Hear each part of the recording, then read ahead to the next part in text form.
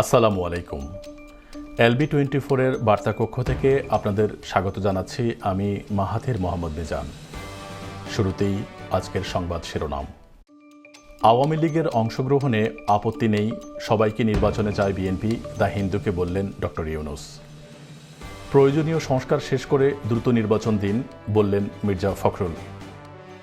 রাশিয়ায় মার্কিন ক্ষেপণাস্ত্র হামলা ইউক্রেনের, মস্কোর দাবি। গণহত্যার বিচারের পূর্বে আওয়ামী লীগকে কোনো নির্বাচনে অংশগ্রহণ করতে দেব না, সার্জিস আলম। লন্ডনে সাংবাদিকদের মুখোমুখি জামায়াতের আমির।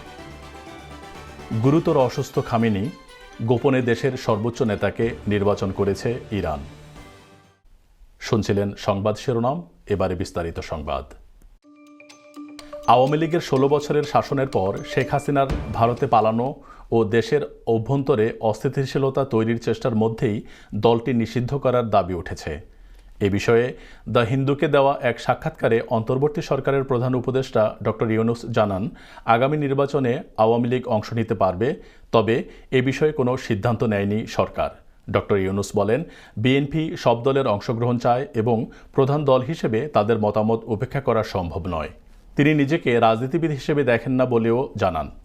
ভারতে অবস্থানরত শেখ হাসিনার রাজনৈতিক তৎপরতায় আপত্তি জানিয়ে ডক্টর ইউনূস বলেন, বন্দি বিনিময় চুক্তির আওতায় তাকে ফেরত না দিলে ভারত বাংলাদেশ সম্পর্ক ক্ষতিগ্রস্ত হবে। লন্ডন সফররত বাংলাদেশ জামাতে ইসলামীর আমির ডাক্তার শফিকুর রহমান আজ এক সংবাদ সম্মেলনে বিলেতের বিভিন্ন বাংলা মিডিয়ার সাংবাদিকদের সাথে মিলিত হন। অনুষ্ঠানে তিনি সাংবাদিকদের উদ্দেশ্যে বক্তব্য রাখেন। শেষ পর্বে তিনি সাংবাদিকদের বিভিন্ন প্রশ্নের জবাব দেন। অনুষ্ঠানে লন্ডন বাংলা প্রেস ক্লাবের বর্তমান সভাপতি, সাধারণ সম্পাদক সহ যুক্তরাজ্যের প্রিন্ট এবং ইলেকট্রনিক মিডিয়ার সাংবাদিকবৃন্দ উপস্থিত ছিলেন।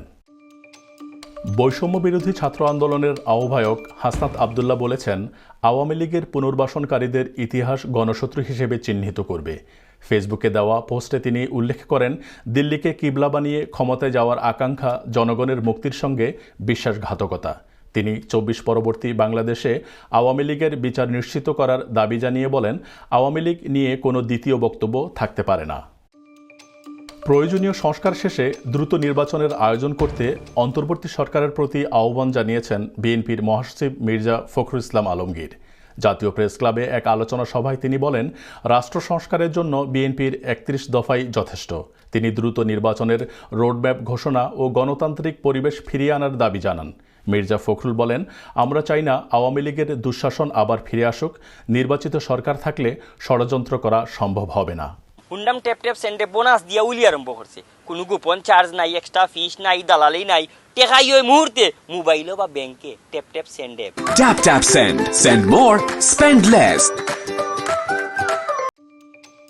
ভারতের আদানি গ্রুপের সঙ্গে বিদ্যুৎ চুক্তি পুনর্মূল্যায়নের জন্য উচ্চ পর্যায়ের অনুসন্ধান কমিটি গঠনের নির্দেশ দিয়েছেন হাইকোর্ট। ১৯ নভেম্বর হাইকোর্টের বিচারপতি ফারাহ মাহবুব ও দেবাশিস রায় চৌধুরীর বেঞ্চে এই আদেশ দেন। এ বিষয়ে রিটটি দাখিল করেছিলেন ব্যারিস্টার এম আব্দুল কাইয়ুম। তিনি জানিয়ে দেন, আদানির সঙ্গে ২০১৭ সালে করা চুক্তি পুনর্বিবেচনা অথবা বাতিলের দাবি জানানো হয়। আন্তর্জাতিক অপরাধ ট্রাইব্যুনাল অধ্যাদেশের সংশোধনী প্রস্তাবের খসড়া আগামীকাল উপদেষ্টা পরিষদের বৈঠকে উপস্থাপন করা হবে। খসড়ায় বলা হয়েছে, কোনো রাজনৈতিক দলের বিরুদ্ধে মানবতা বিরোধী অপরাধের অভিযোগ থাকলে আদালত প্রয়োজনীয় শাস্তিমূলক ব্যবস্থা নিতে সুপারিশ করতে পারবে। আইন উপদেষ্টা আসিফ নজরুল আজ এক সংবাদ সম্মেলনে জানান, এই সংশোধনী বিচার ও গ্রহণযোগ্যতা বাড়াতে গুরুত্বপূর্ণ ভূমিকা রাখবে। তিনি আরও বলেন, প্রয়োজনীয় সংস্কার শেষ করে দ্রুত নির্বাচন অনুষ্ঠিত হবে। অন্তর্বর্তী সরকারের সদস্যরা বেশিরভাগই শীঘ্রই তাদের নিজ নিজ পেশায় ফিরে যেতে চান। জুলাই স্মৃতি ফাউন্ডেশনের সাধারণ সম্পাদক সার্জিস আলম বলেছেন, গণহত্যার বিচারের আগে আওয়ামী লীগকে নির্বাচনে অংশগ্রহণ করতে দেব না। তিনি অভ্যুত্থানের হুঁশিয়ারি দিয়ে জানান, প্রয়োজনে দ্বিতীয় অভ্যুত্থান হবে। বৈষম্য বিরোধী ছাত্র আন্দোলনের আহ্বায়ক হাসনাত আবদুল্লাহ আওয়ামী লীগকে সমালোচনা করে বলেন, আওয়ামী লীগ পুনর্বাসনের জন্য যারা উদ্যোগ নেবে তারা ইতিহাসে গণশত্রু হিসেবে চিহ্নিত হবে। বিএনপির ভারপ্রাপ্ত চেয়ারম্যান তারেক রহমান নেতাকর্মীদের অনুরোধ করেছেন তাকে দেশনায়ক বা রাষ্ট্রনায়ক বলে সম্বোধন না করতে। মঙ্গলবার ঢাকায় এক কর্মশালায় তিনি বিএনপির ৩১ দফা পরিকল্পনা তুলে ধরে বলেন, গার্মেন্টস ও রেমিটেন্স ছাড়াও আউটসোর্সিং সহ কর্মসংস্থান সৃষ্টিতে উদ্যোগ নেওয়া হবে। তিনি বলেন, ৩১ দফার মূল লক্ষ্য বিএনপির নেতৃত্বে ভবিষ্যতে দেশের শাসন ব্যবস্থায় পরিবর্তন আনা এবং জনসম্পৃক্ততার মাধ্যমে উন্নয়ন। He is an illegal immigrant and he doesn't have the right to work here. You'll be receiving a letter from Immigration Enforcement very soon. Spend 10 pounds.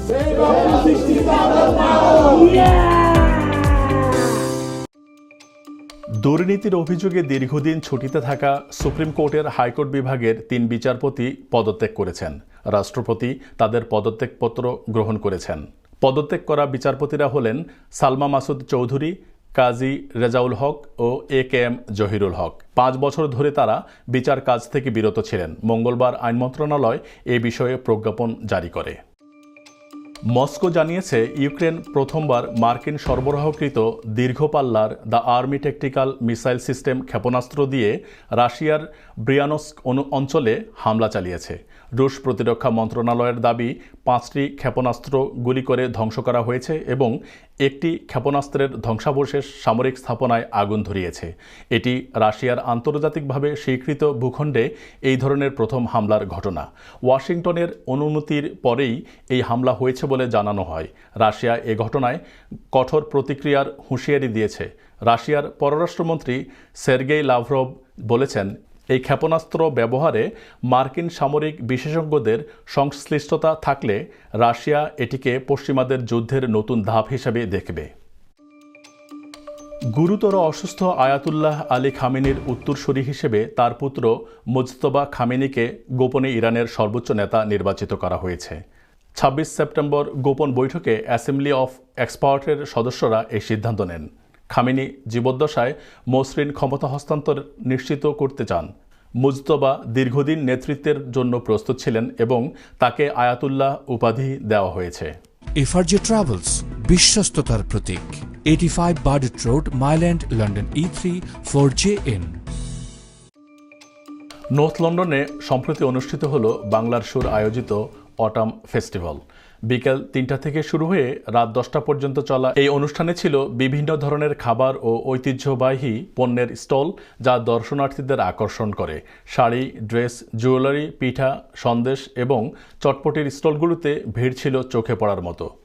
অনুষ্ঠানের বিশেষ আকর্ষণ ছিলেন বাংলাদেশ থেকে আগত তরুণ শিল্পী আকাশ মাহমুদ, যিনি তার মনোমুগ্ধকর পরিবেশনায় শ্রোতাদের মুগ্ধ করেন।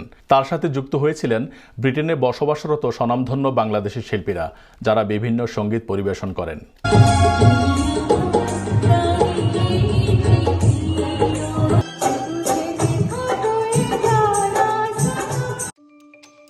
এই ছিল আমাদের আজকের সংবাদ আয়োজন। সবাই ভালো থাকুন। আল্লাহ হাফিজ।